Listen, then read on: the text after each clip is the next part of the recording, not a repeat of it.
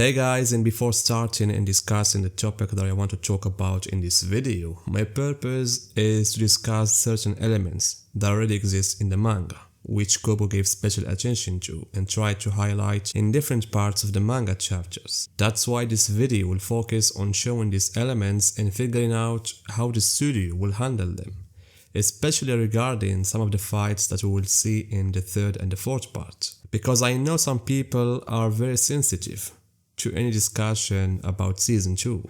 So I hope that if there are comments, they come after watching the video and not just from seeing the title of this video, otherwise I might have to delete some of these comments.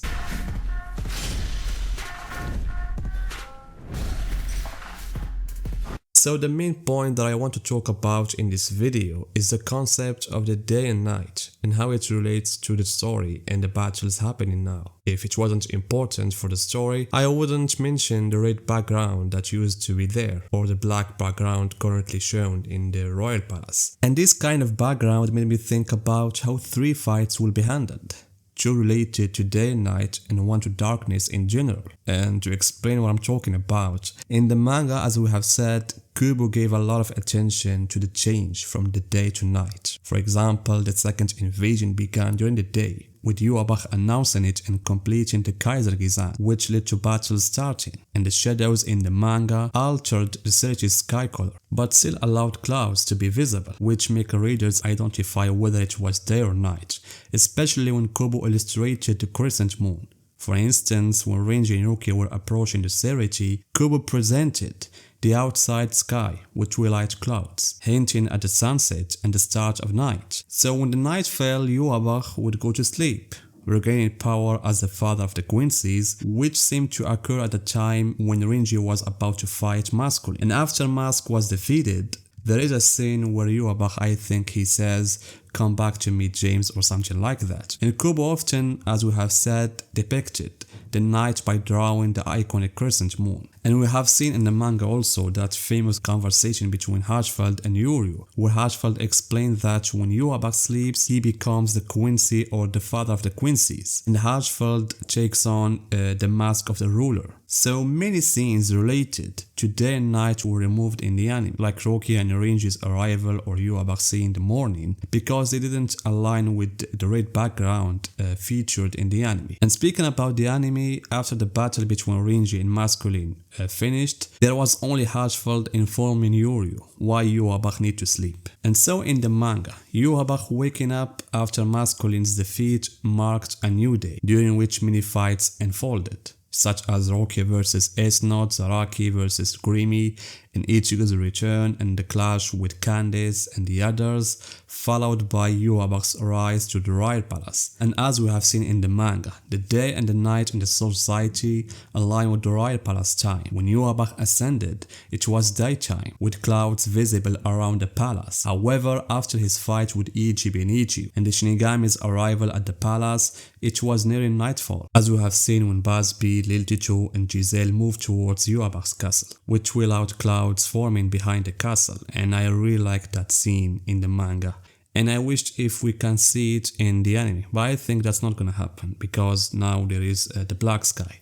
Anyway, so Bazz-B's plan was to use Yuabach's nighttime to race to defeat Hirschfeld and then Yuabach himself, and that's what we have seen in the conversation. And also Kobo again will illustrate the night by including the crescent moon. That's why, guys, I wonder how the studio will address this, because in the anime, the sky turning black seemed to be happened as a result of Yuabach's reshaping the palace, not from the day turning into night. So I'm curious how they will gonna adapt this, or just they will remove it, as they did with many scenes like this. And again in the manga, guys, the start of Bazz-B and Hirschfeld's fight marked a new night, with Yuabach defeating Lil Ticho and Giselle and mentioning his need for sleep. And that night was full of multiple battles, including Pernida vs Mayuri and Kyoraku vs Lilibaro. And speaking about this fight, guys, I'm really interested to see how the studio will portray this, since Kyoraku's Bankai creates an effect where the sky appears even darker. It's like a feeling,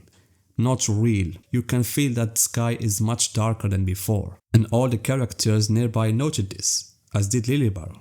So I'm really interested to see how the studio will handle this, as the sky is fully black in the anime.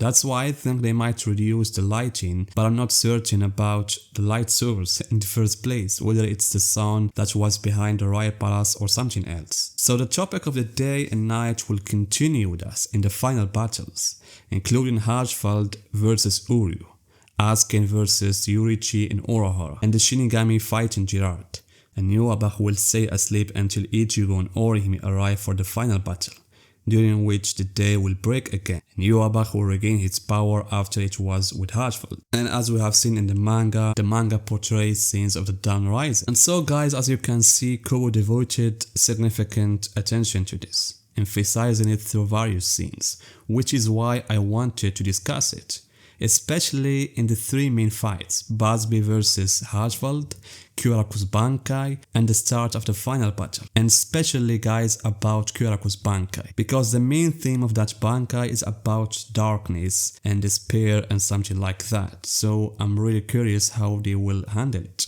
In the end guys, I just wanted to highlight how these elements were portrayed in the manga and emphasize that aspects like day and night or the crescent moon had a significant impact on the events and overall atmosphere.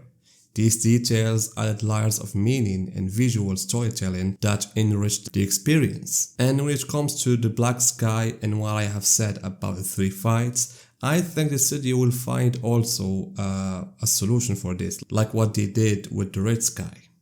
While I personally would have loved to see more of the manga's elements reflected in the anime, like the sky filled with clouds or something like that, I do understand and respect the choices made by the director. Whether these choices stem from a unique creative approach or budget limitations, I do respect them in the end. Because the positive and the good side in this guys is that we have finally a lot of additional content, which is the most important thing for me. The new material not only expands the story but also brings unexpected excitement and depth to the story, like the flashback of Yuhabach and the flashback of Okitake and other things. And one last thing guys that I want to mention is this scene, Kira's appearance with the crescent moon behind him. If you have read Kobo's interview about this scene, you will know that he specifically had Kira injured in the chest just to redraw him again with the crescent moon behind him in that way. So I'm really curious about how the studio will handle this scene with the red background in the series. In the end guys, tell me what you think about what I have just said about this topic of day and night